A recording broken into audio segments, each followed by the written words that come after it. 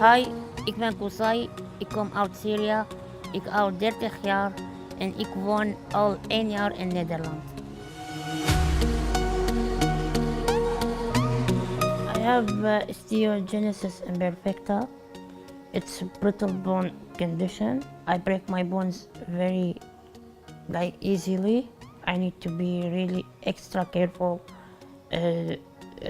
how to move, how to go to the bed, how to go to the bathroom, how to wear my clothes. It means for me struggling every day to enjoy my day and my life.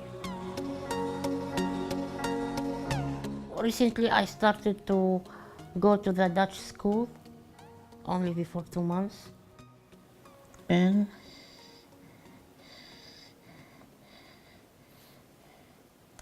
born. I read Donald Duck to learn Dutch. It's an easy way to learn new language. Yeah, and it's also funny. Ja. Wat vinden jullie van mijn draagbaar? Reporten?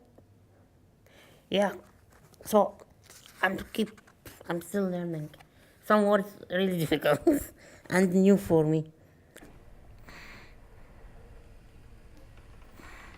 I lived in Damascus city, and I used to live nearby of this mountain. My building was behind of it, because from this side, when I look, I can see the mosque. So I think from this side I used to live, but I'm not really sure where exactly. I was in my parents' house. My dad and my mother, my mom, they took care of me. I couldn't do anything by myself, especially when I was a kid. I was totally dependent on my parents. When I need to eat, to have some food, to go to sleep, to go to the bathroom, to dressing, I need the help of them. In Syria, I felt that I have no rights as a human being. I was forbidden to have my basic rights like education, health caring, social living. It's like they are not exist. People with disabilities in Syria, they are not exist. I couldn't meet to be in contact with people having my same disability, because we are totally isolated in our homes, or in our let us say it, in our prisons, because it's home, but it seems a little bit like a prison, because a prison that I cannot just get out of it. I'm forced to stay the whole of my life in it. And when you wanted to go outside, you were depending on your friends or family who had to take. No, on my friends. After I grow up, only on my friends. Your friends were the only ones who took you out. Yeah, of course. Because all the facilities are not accessible for wheelchairs. And I live at the fourth floor without elevator. I don't have good electric wheelchair suitable for outside environment. So I couldn't go. But now it's different. I can go outside and can enjoy the weather. Yeah, and today it's sunny. How many times a year you got out of the house? Approximately like the most times is 10 times, and some years never. But let us say in between, like 3 or 4 times per year. Okay, and did that mean you stayed inside the whole year? Yeah, some years I stayed inside the whole year because of my health. It was very bad for me. I had a lot of fractures, and because also there is nobody to help me to go outside. Like I'm totally dependent on the others, especially my friends. So when they are not around me, I cannot go outside. What was the reason for you that you decided, well, now I really need to go? Because we live in under dictator regime. I was on Facebook. I started to write against Assad and criticize the regime, how they answered on the civilians in a very violent way with firearms and bombing from aircrafts, execution people, and also against the Islamic extremist movements. They start also to execute people in the like they are infidel or something. They don't follow their rules, their Sharia, their religion. So also they started to kill people, to arrest people, but by the name of their own ideologies. They sent me threatened messages through their people. They threatened me that they don't have problem to break all my bones and to take me to the prison because my brain is function and that can cause them trouble. They don't want someone to criticize Assad regime. And like I am a traitor because when someone speak in a criticizing way against Assad or the party of Baas, it's so he's a traitor. Were you scared? Yeah, I was really scared. Yeah, of course. I don't when because I know what they are saying. They can really do it. They are inhumans. Finally, I traveled to Turkey. I stayed in my sister's house, and she told us you can stay at my place.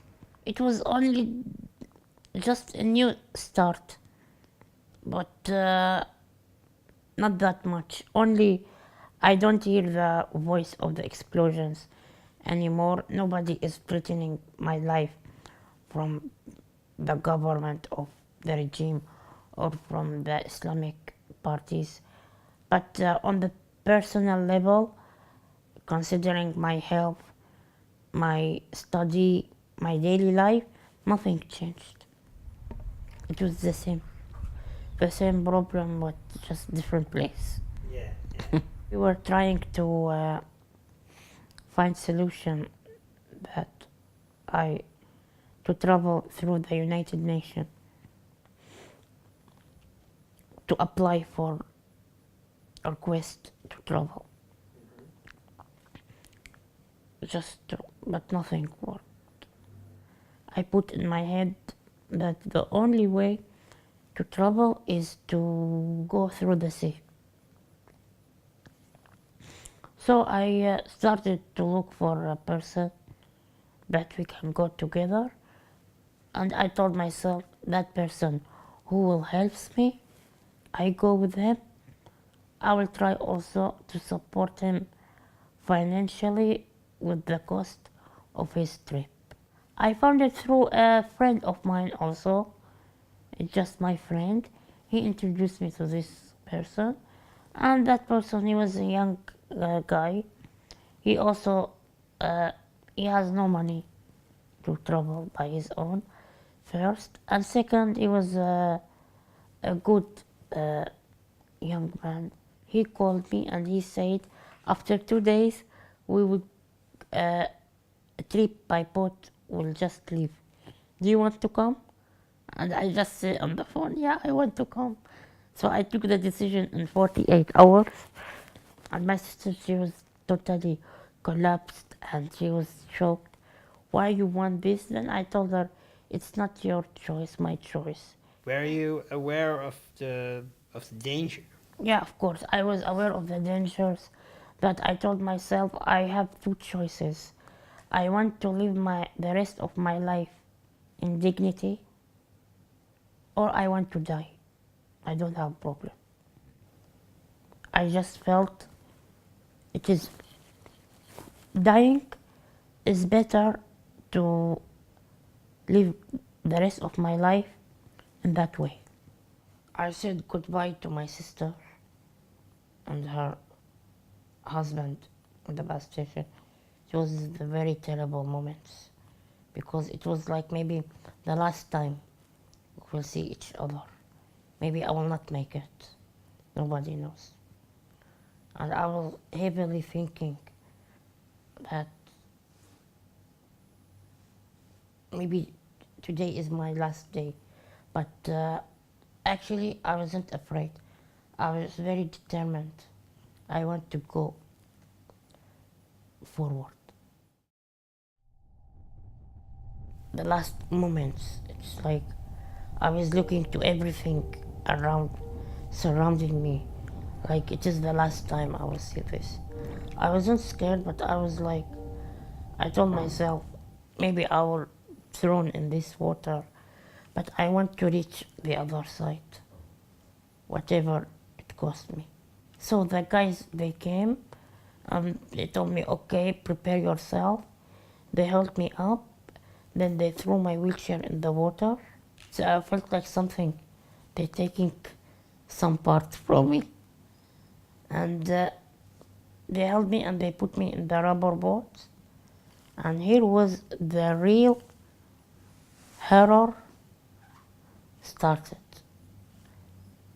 I felt how the waves of the water shaking the boat right and left. People just started to be really in riot. It was just terrible. And they start to shoot the fire in the sky. They want the people just to be quiet, in order. And the first wave came on my face, took my glasses away. So I was without glasses officially. When the people started to get into the boat, one of the guy, he started to push the woman. One of them, she trembled and she fell down and she came on my arm and I broke my left arm. And I screamed from pain. I remember that one girl, woman, I don't know, she sat on me because she blocked all the view in my head that I couldn't breathe anymore. And I was choking. I felt that I'm really choking. It's like my final minutes.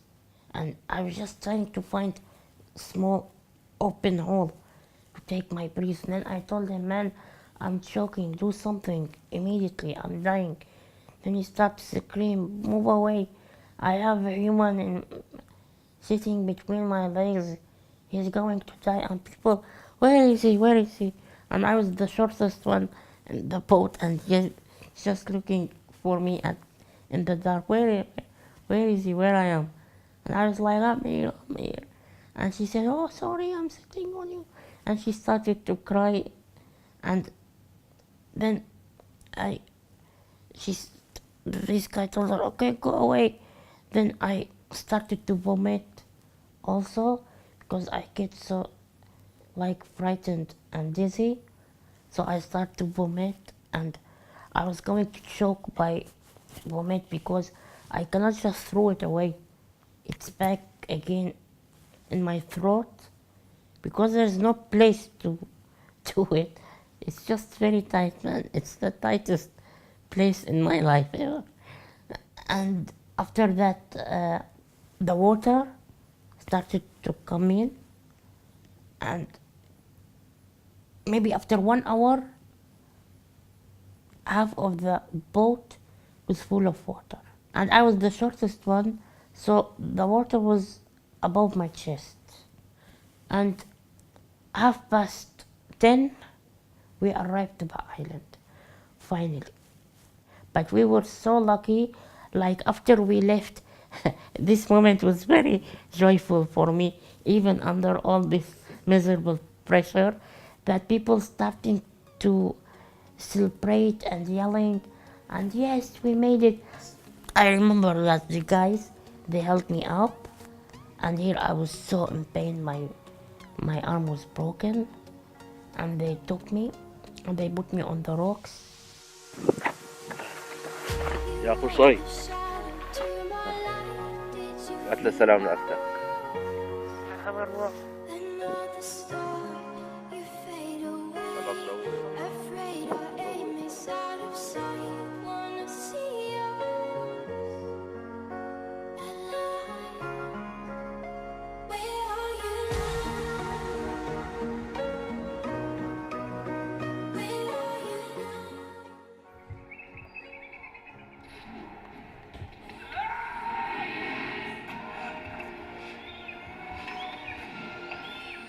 And now your world is a bit changed. Now you have to do a lot yourself. Is it difficult for you to make the change? For me, in the beginning, it was a big challenge because I never used before in my life to depend totally on myself. I'm always used to depend on the others. So I couldn't know how to manage the sheep. It's completely different now. Yeah, at least now I can do my groceries myself. It is the smallest thing, but if you want to talk about more things, now I go to school. Yeah. Now I go to the city. Now I can use the public transportation. Yeah, it's a lot.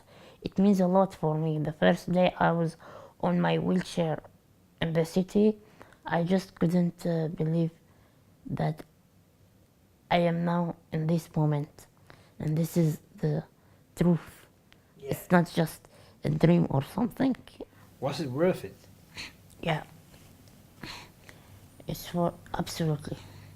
Yeah? It was- 100%? It was every single percent of it. Yeah, I am not regret about anything I decided or I went through with it before. Actually, to tell the truth, sometimes when I think about it, I am proud of myself that I took that deadly decision, even if it's a little bit crazy, but I know it was the only way I had. So it took me a lot of courage and stupidity to take it.